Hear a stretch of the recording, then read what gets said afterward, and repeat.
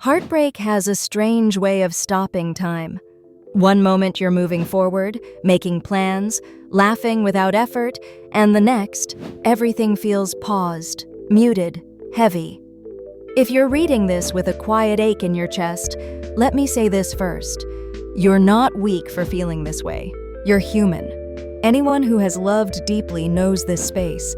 The space where you wake up and your first thought is still them, where silence feels louder than noise, where even simple things take effort.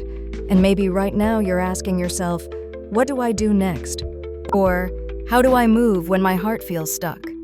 That question alone already means something inside you wants to live again. Making moves after heartbreak doesn't mean pretending you're okay.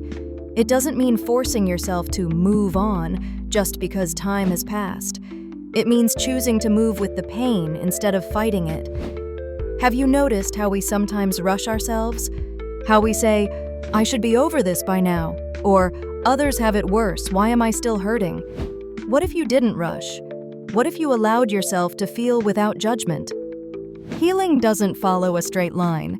Some days you'll feel strong, and other days a song, a smell, or a random memory will pull you back. That doesn't mean you failed.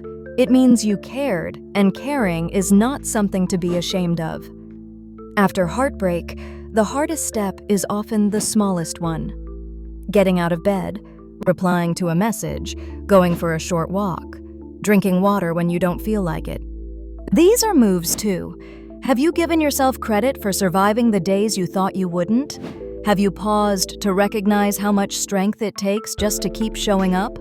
Sometimes progress doesn't look like big changes. It looks like choosing yourself in quiet, ordinary moments. And those moments add up, even when it doesn't feel like it yet. You might be wondering, who am I without this person? That question can be scary, but it can also be powerful. Heartbreak strips things away, yes, but it also reveals parts of you that were buried under compromise, routine, or fear. What did you love before things became complicated? What parts of yourself did you silence to keep the peace? What dreams did you put on hold? This is not about blaming yourself or anyone else. It's about curiosity, gentle, honest curiosity.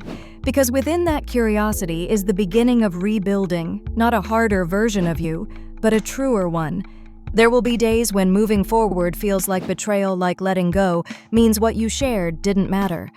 But healing doesn't erase love. It honors it by refusing to let pain define your entire future. You can hold gratitude and grief at the same time. You can miss someone and still choose to grow. You can feel broken and still be becoming. Isn't it comforting to know that two things can be true at once? That your heart can ache and expand at the same time? Making moves after heartbreak also means learning to listen to yourself again. Your body, your energy, your emotions. Are you tired because you're lazy, or because you've been emotionally exhausted for so long? Are you unmotivated, or are you simply healing? What would happen if you spoke to yourself the way you would speak to a close friend going through the same thing? Softer, kinder, more patient. Sometimes the most important move is changing the voice inside your head. And here's something we don't say enough. You don't have to do this alone. Connection doesn't always mean romance. It can mean community, shared stories, quiet understanding. It can mean reading something that makes you feel seen and thinking, it's not just me. Healing accelerates when we realize we're not isolated in our pain, that others have walked this path, stumbled, cried, laughed again, and found meaning on the other side. If you're standing at the edge right now, unsure whether to step forward, let this be your sign. You don't need a perfect plan, you just need willingness. Willingness to try again tomorrow. Willingness to believe that this chapter is not the end of your story. Willingness to trust that one day, this heartbreak will feel less like a wound and more like a scar. A reminder not just of pain, but of survival. If this spoke to you, if even one line felt like it understood where you are, I invite you to stay connected. Visit the page, explore more stories, reflections, and gentle reminders that healing is possible, even on days it feels far away. You're welcome here. Your story matters. And your next move, no matter how small, counts more than you think. Let's go deeper, because heartbreak is never just one feeling. It's layers. It's the sadness people see and the quiet confusion they don't. It's the question that keeps coming back late at night. Was I not enough?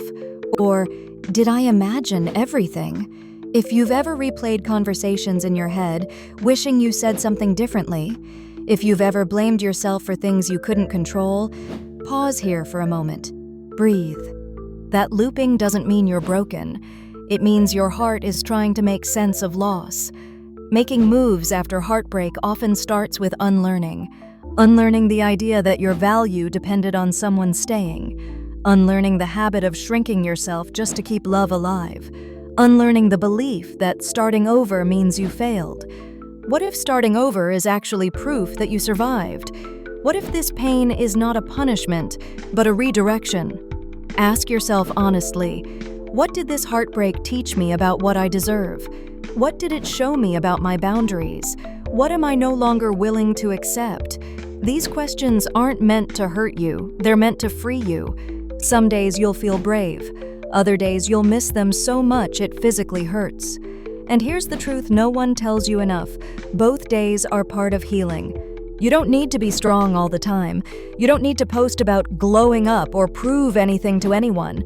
Quiet growth counts. Rest counts. Crying counts. Laughing at something random and then feeling guilty about it, that counts too. Healing is messy, and that mess doesn't disqualify you from happiness. At some point, you'll notice a shift. It might be subtle. You'll go a few hours without thinking of them. You'll enjoy a moment without immediately wishing they were there. You'll catch yourself smiling and it won't feel wrong anymore.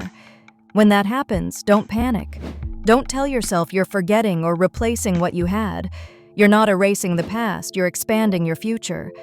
Love didn't leave you empty. It taught you how deeply you can feel.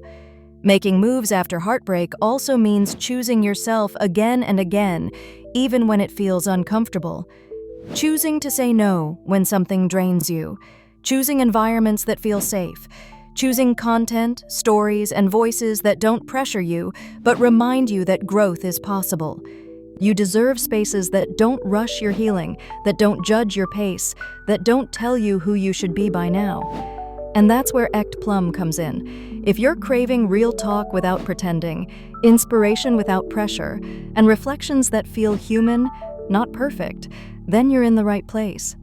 Echt Plum is about growth that's honest, healing that's real, creativity, thoughts, and stories for people who are rebuilding quietly, one decision at a time.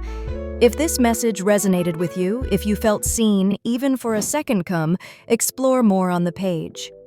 Follow Echt Plum for heartfelt reflections, creative insights, and reminders that becoming yourself is not a race.